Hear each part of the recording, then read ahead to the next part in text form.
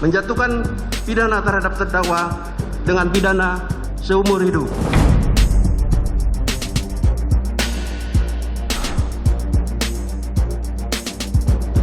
Ada yang bergerilya, ada yang ingin Sambo dibebaskan.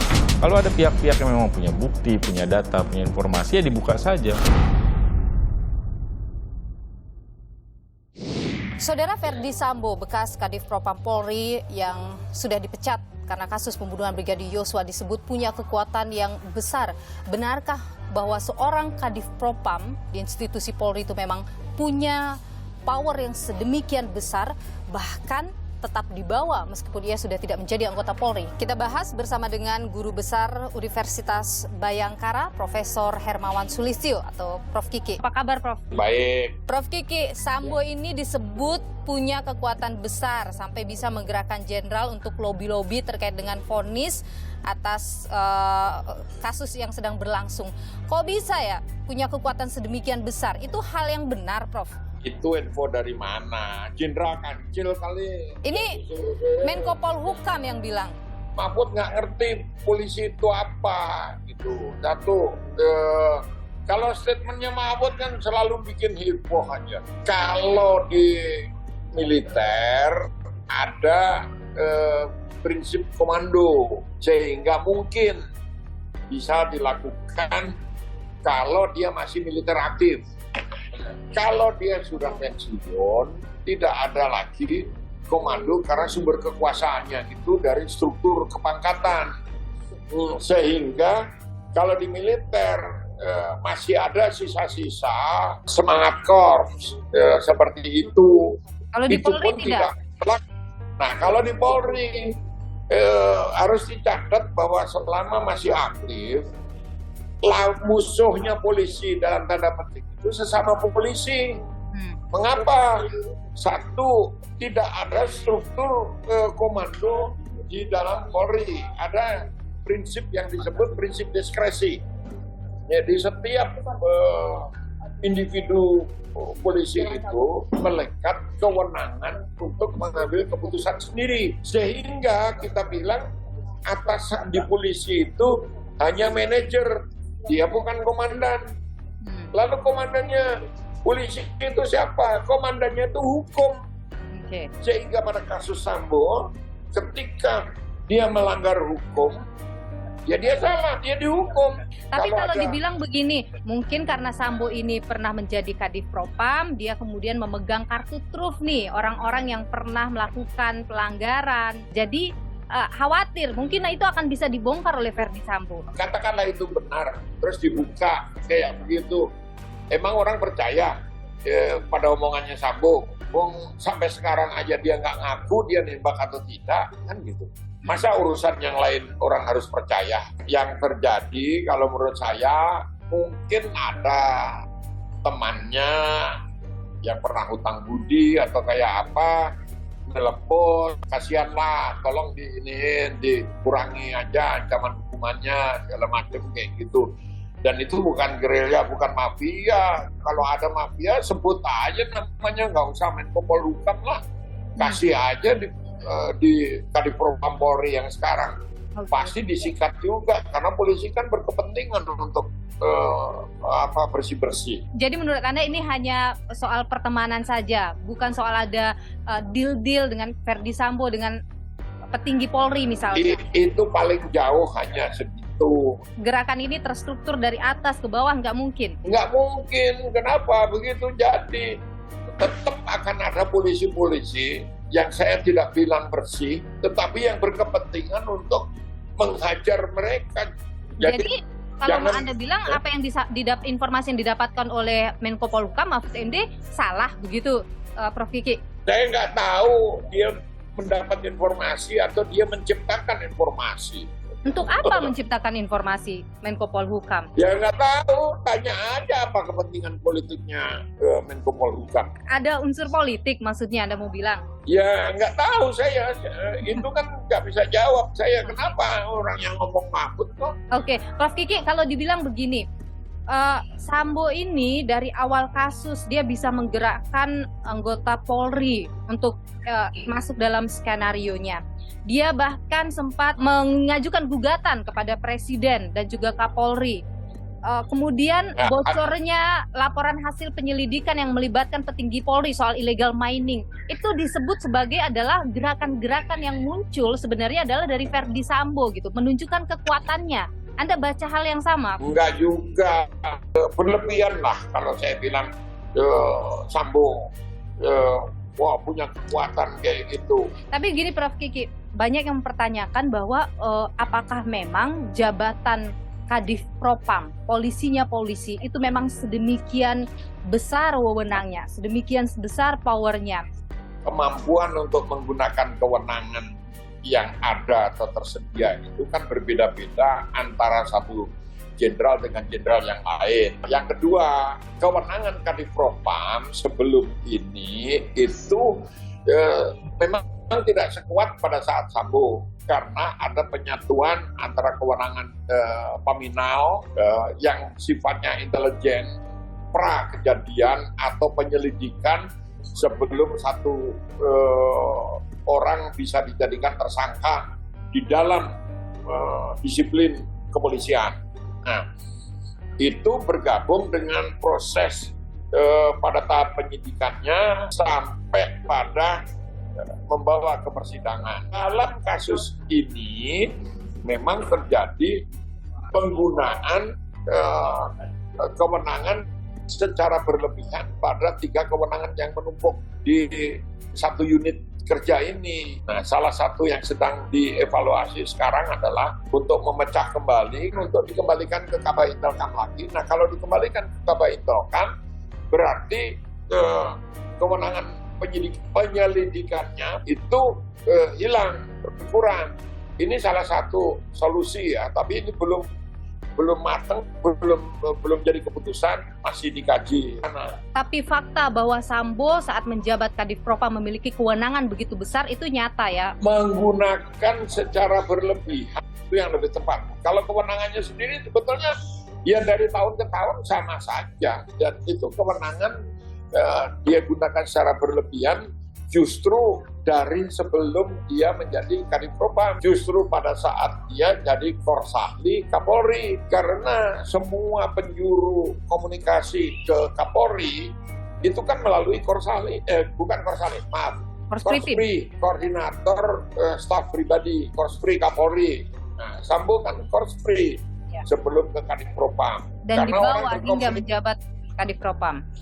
Nah, pada saat menjabat Kadif Propam, tambah-tambah lagi kan gitu. Dari kasus Sambo ini, apa pelajaran yang bisa dipetik oleh institusi Polri agar tidak ada next Sambo begitu? Itu tadi saya bilang, bagaimana menciptakan infrastruktur organisasi yang tidak memungkinkan untuk penyalahgunaan kewenangan dan kekuasaannya. Yang kedua, kultur, roh polisi itu seharusnya melekat pada diri setiap polisi. Nah, ini kan ada demoralisasi mungkin karena jumlahnya terlalu besar, kan, sangat besar, 450.000 orang, sehingga penataan reformasi kultural itu belum selesai dan tidak akan pernah selesai. Catatan terakhir saya adalah bahwa polisi itu bukan bagian yang terpisah dari masyarakat. Jadi kalau di polisi ada Sambo, di luar polisi, di masyarakat ada banyak 1.000 Sambo dan 1 juta Rambo. Itu harus catat itu. Apa yang Anda mau bilang dengan statement tadi itu? Polisi hanya replika dari masyarakat. Ada kasus seperti Sambo karena di luar kita banyak lihat preman di DPR kayak begitu, preman di pemerintahan kayak begitu, nggak akan habis-habis. Jangan minta polisinya tidak ada Sambo kalau di masyarakat masih banyak Rambo kan gitu. Baik, Profesor Hermawan Sulistyo atau Prof Kiki, Guru Besar Universitas Bayangkara yang juga adalah penasihat ahli Kapolri. Terima kasih sudah berbagi informasi dan pandangan di Niluh. Sehat selalu, Prof. Yuk, sama-sama. Pak Andi, saya langsung saja ke soal isu yang katanya sampai ada lobby-lobby kepada hakim supaya nanti vonisnya bisa lebih rendah. Benarkah itu?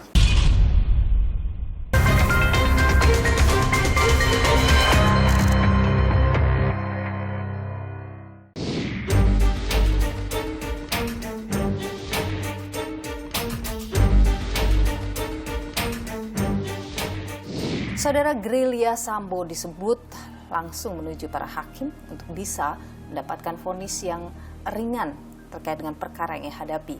Benarkah itu? Dan bagaimana juga menjamin bahwa putusan yang akan diberikan oleh majelis hakim nantinya memenuhi rasa keadilan yang saat ini terus dipertanyakan oleh publik. Saya sudah bersama dengan Wakil Ketua Mahkamah Agung Bidang Yudisial yang juga juru bicara Mahkamah Agung, ada Andi Samsan Ngandro.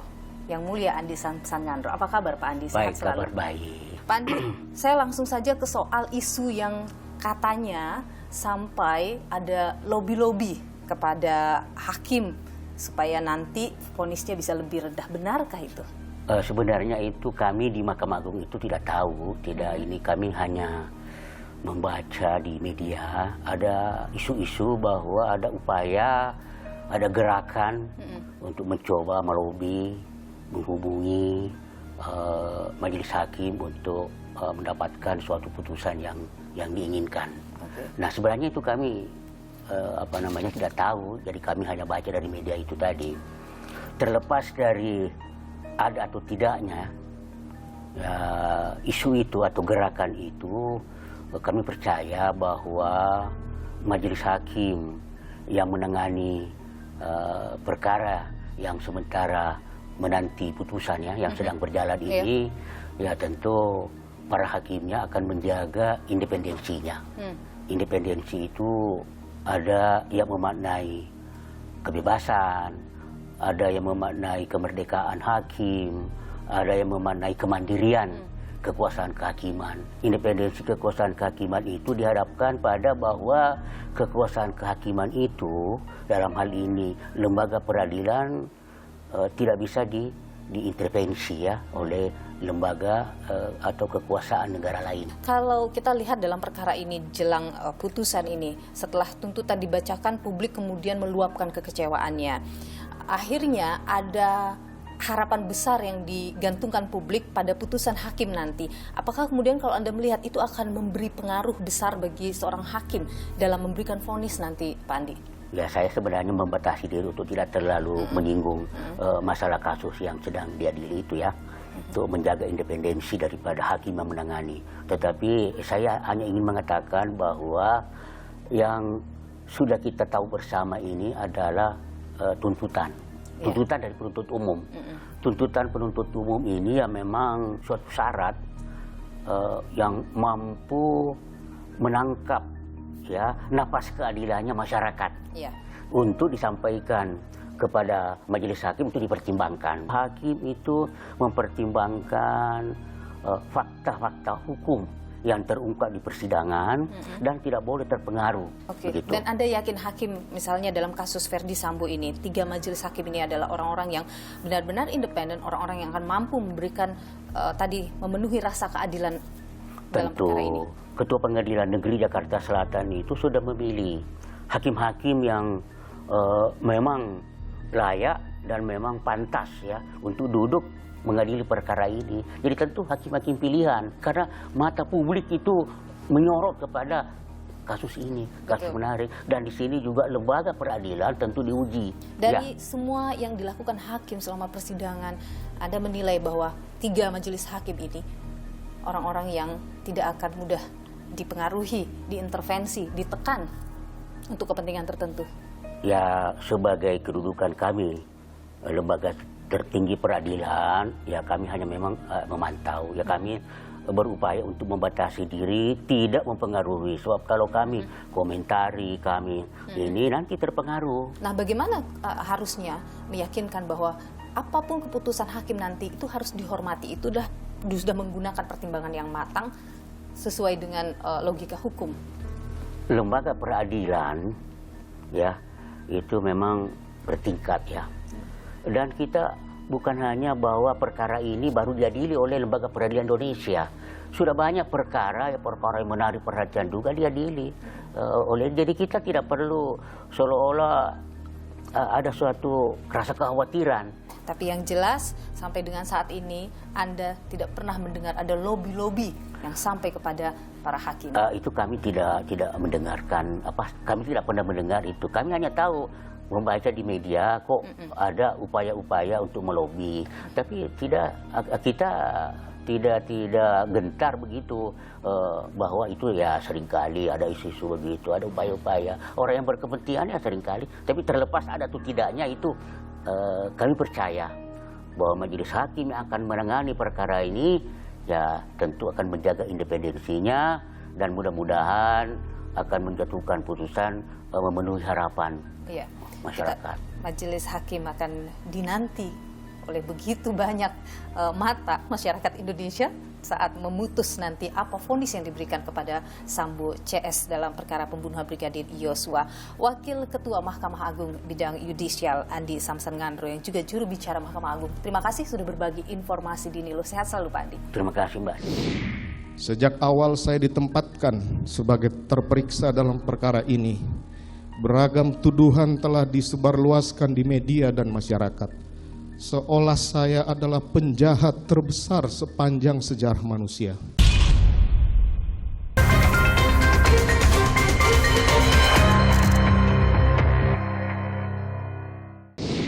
Menjatuhkan pidana terhadap terdakwa dengan pidana seumur hidup.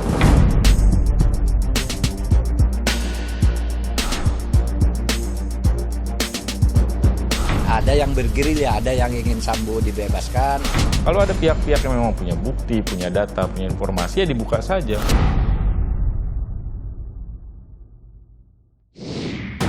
Sejak awal saya ditempatkan sebagai terperiksa dalam perkara ini, beragam tuduhan telah disebarluaskan di media dan masyarakat.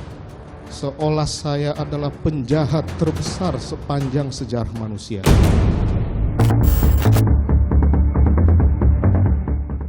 Hasil tuntutan jaksa penuntut umum terhadap 5 terdakwa pembunuhan Brigadir Yosua munculkan pro dan kontra.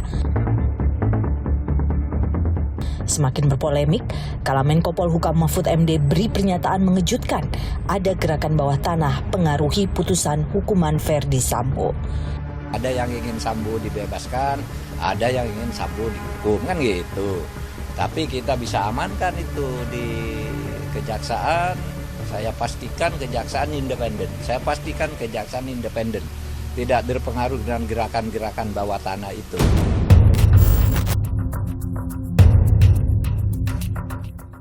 Atas isu ini, penasihat hukum Verdi Sambo bereaksi. Nah, kalau saat ini sendiri kan Pak Sambo ada di dalam tahanan. Sudah diberhentikan dari kepolisian. Tidak punya status lagi sebagai polisi. Saya nggak tahu lagi bagaimana caranya menjelaskan. Artinya begini, kalau ada pihak-pihak yang memang punya bukti, punya data, punya informasi, ya dibuka saja. Langsung saja disebut secara detail. Apalagi yang dikhawatirkan. Dugaan lobi-lobi berembus tatkala perbedaan tuntutan jaksa pada Richard Eliezer dan Putri Chandrawati begitu nyata.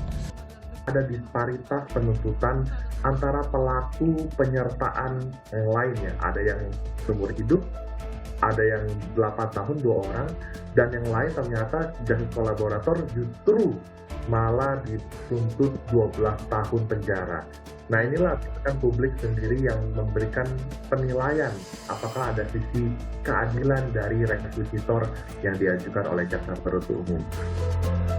Lembaga Perlindungan Saksi dan Korban LPSK menyebut status justice kolaborator yang disandang Richard Eliezer seperti dikesampingkan.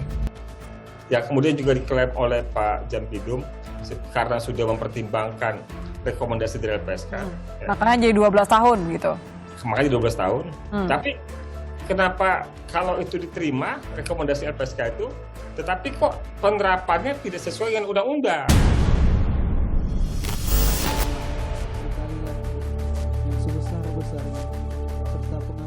Berkaca pada sejumlah kasus besar yang melibatkan justice kolaborator di masa lalu, seberapa kuat status justice kolaborator? Mantan politikus PDI Perjuangan Agus Condro Prayitno mengungkap adanya aliran dana usai pemilihan Deputi Gubernur Senior Bank Indonesia. Selain mengaku kepada KPK telah menerima cek pelawat seni, Agus juga mengungkap rekan-rekannya di Komisi Keuangan dan Perbankan yang turut menerima aliran dana. Agus tak melakukan perlawanan dalam nota pembelaannya demi menunjukkan konsistensi sebagai justice kolaborator. Agus dituntut 1 tahun 6 bulan dan divonis 1 tahun 3 bulan. Sementara itu, Vincentius Amin Sutanto terjerat kasus penggelapan pajak dan pencucian uang PT Asian Agri pada 2010. LPSK menerima permohonan perlindungan terhadap Vincentius. Selama proses penyidikan, Vincentius ungkap 14 kasus penggelapan pajak. Ia divonis penjara 11 tahun. Setelah 7 tahun mendekam, ia divonis bebas bersyarat. Ada pula Mindo Rosalina Manulang yang menjadi justice kolaborator dalam kasus suap Wisma Atlet SEA Games Palembang.